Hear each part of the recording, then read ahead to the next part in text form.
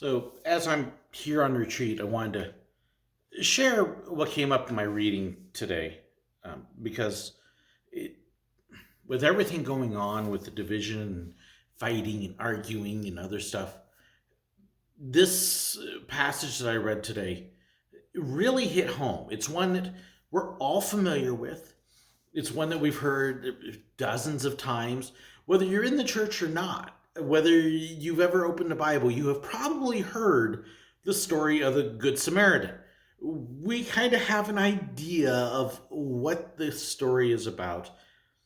But I was thinking, wow, if we really grasped this story that Jesus tells, if we really understood the parable, I think it would make a lot of us think twice about what we're doing and how we're doing it.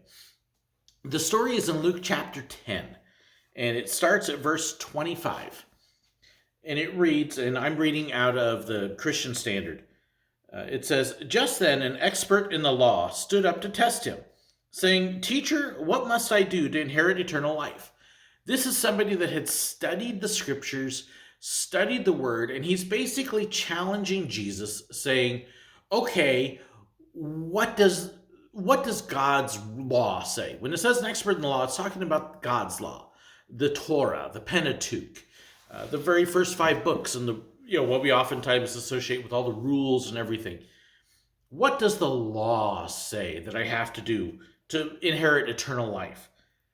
And Jesus answers, "What is written in the law?" He asked him. "How do you read it?" So he answers his question with a question.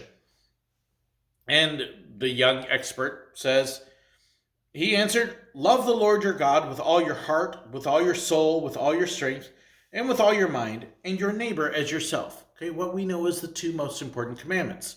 Jesus at another time says that all the law and the prophets are wrapped up in these. So, smart guy gets the answer right. Jesus says, "You've answered correctly," he told him.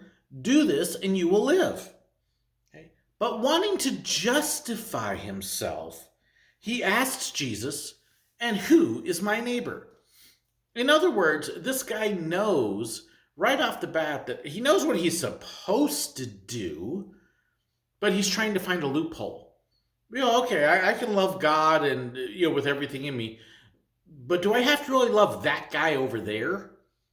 I can love the people that are like me, but do I have to love the ones that aren't like me? What if I don't like that one? What if I despise that one? What if I disagree with them? What if they're like different?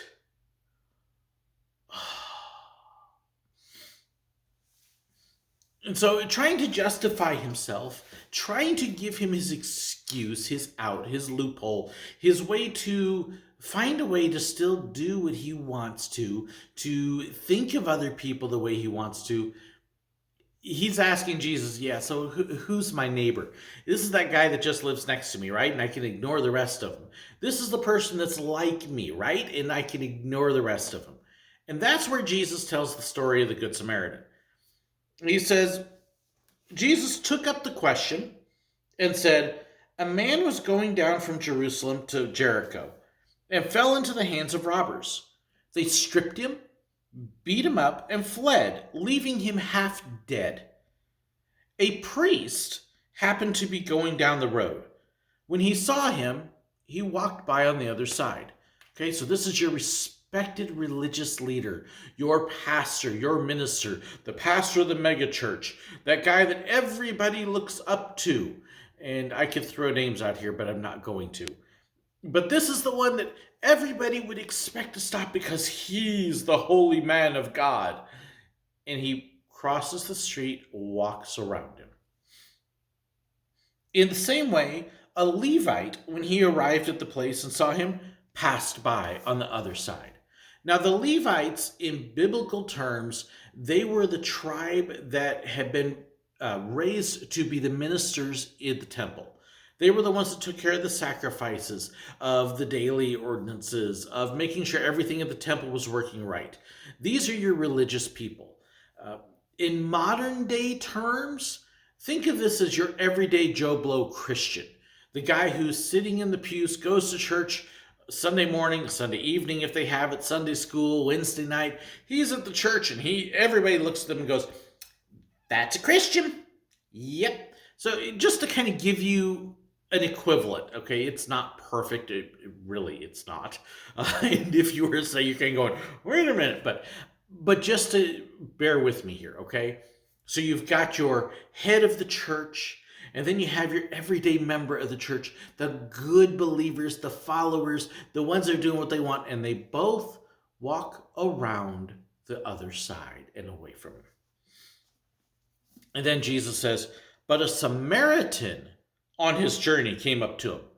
Now, today, we don't understand what a Samaritan is. You drive past an RV and they probably have a sticker on the back that says the Good Sam Club, because Samaritans are good people. Samaritans are wonderful. Samaritans are helpful. Samaritans do what they don't have to do to help other people. That's not what a Samaritan is. Nope. For the Jewish people, and Jesus is talking to the Jews, he's talking to a Jewish teacher, lawyer, expert in the scriptures. Jesus is Jewish. Everybody around them is Jewish. The Samaritans were beyond disgusting.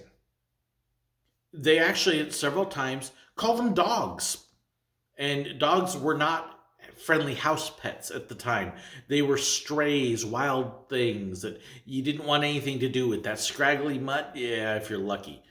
They were considered half-breeds. Samaritans were remnants of when the northern kingdom got overrun and spread out. The diaspora happens there. These are the ones that are kind of left behind and intermarried with people that Assyria moved into the area. They're not fully Jewish. They're not fully religiously Jewish. They don't worship in Jerusalem. They worship up at the Mount of Samaria. They do different rituals. They have some different beliefs. And they're not just Gentiles, which, for the Jewish people, the Gentiles were kind of down here. No, they're even worse. They're the low of the low. There is no love for Samaritans. This would be like the guy on the road being a dedicated Trump lover and a liberal Democrat. Or flip it. This is the one that you just despise, you hate, they disgust you in every way, you want to cut them off. And along comes the disgusting half-breed dog on his journey, came up to him, and when he saw the man, he had compassion. Not the two you would expect. He went over to him and bandaged his wounds, pouring on oil and wine. Then he put him on his own animal, brought him to an inn, and took care of him. The next day he took out 2 days' wages, gave them to the innkeeper, and said, "Take care of him. When I come back, I'll reimburse you for whatever extra you spend." Jesus then looks at the man again and says, "So, which of these three do you think proved to be a neighbor to the man who fell into the hands of the robbers? Was it the priest? Was it the religious person? Or was it the half-breed despised dog?" "The one who showed mercy to him," he said. Then Jesus told him, "Go and do likewise." You see, the Bible is full of illustrations and stories and commands of how we're supposed to love other people. How we are, when it says don't judge, it's not saying don't judge right from wrong. In fact, as Christians, we're absolutely supposed to be able to discern what is right and what is wrong. But we don't do it judgmentally. We are to love our enemies, to bless those who curse us. We are to love our neighbors, whoever they are, whatever they are. We are to show grace and mercy and kindness. I talk constantly about the fruit of the Spirit: love, joy, peace, patience, kindness, gentleness, self-control. Those kinds of things. That is what we're supposed to be. And all too often we sound like other things. And we look at what's going on, and I know a lot of good dear Christian brothers and sisters that spew a lot of hatred, especially when it comes to politics. I have to be honest, on my social media, I have a number of them unfollowed because their stuff is just hatred towards people of this other group. But it's not just Christians.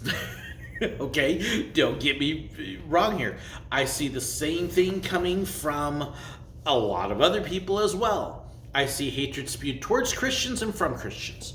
I see hatred spewed towards Muslims and from Muslims, towards Jews and from Jews, from black and white and Asian and Hispanic. We keep finding more ways to fight and argue and divide.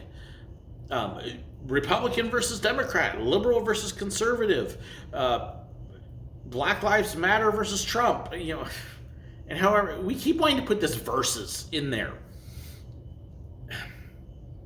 Folks, it's not us against the world. It's supposed to be us loving the world and blessing them and showing kindness in a better way. Why do we think we're going to win the world through trying to force them to bend to our will? It doesn't work that way. I'm a stubborn putz here. I mean, somebody tries to force me to do something, I'm like, not gonna make me do it. So why do we think that we can make others do it? Why do we ignore what we're supposed to do? I'm sitting here, like I said, this is day 2 on my retreat. And one of my biggest things is I am so full of regret and shame and sorrow over where we are today. If you watch my theme park videos, you've heard me talk about the fact that the worst days to work at a park, besides grad night, were the Christian days. Silver Dollar City's Young Christians Weekend is jokingly called Young Heathens Weekend because they're going to be horribly behaved. Southern Gospel Fest, we hated working it because too many people who claim to be following Jesus are so full of pride and arrogance and just mean-spirited. They don't care about their neighbor.